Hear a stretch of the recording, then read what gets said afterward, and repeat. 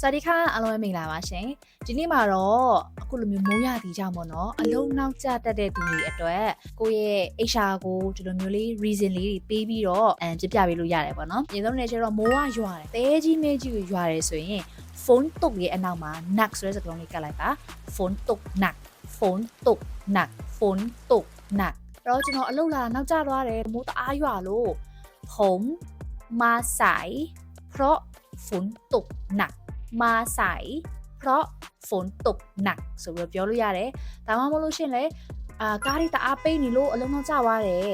มาสายเพราะรถติดมาก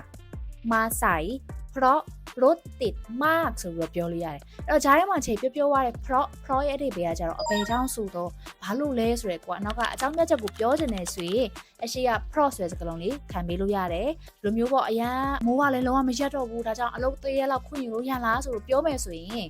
ฝนตกไม่หยุดเลยฝนตกไม่หยุดเลยผม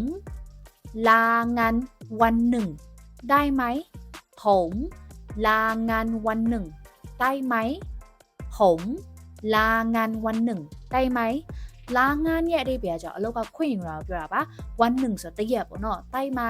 ရလားအဲ့တော့ผมเนี่ยမှာ main ကလေးဆိုရင်ဒီ chance ဆိုတော့ပြောလို့ရပါတယ်ဆိုတော့ဒါကကြတော့အခုလိုမျိုးမိုးရသည်မှာအလုံးနောက်ကျတတ်တဲ့အခါကြလို့ရှိရင်ပေါ့နော်ကိုယ့်ရဲ့ HR ကိုကိုယ့်ရဲ့ဝါနာကိုအကြောင်းပြချက်တွေပေးဖို့အတွက်ဘယ်လို reason တွေပြောရမလဲဆိုတာဝေမျှပေးတာဖြစ်ပါတယ်ထပ်ပြီးတော့ထိုင်းစာနဲ့သိရှိချင်တာရှိလို့ရှိရင် video အောက်မှာမှတ်ပေးခဲ့လို့ရပါတယ်အခုလိုမျိုးလေးပြန်ပြီးဝေမျှပေးပါမယ်ကျေးဇူးများတင်ပါတယ်ကျေးဇူးတင်ညာဖြစ်ပါတယ်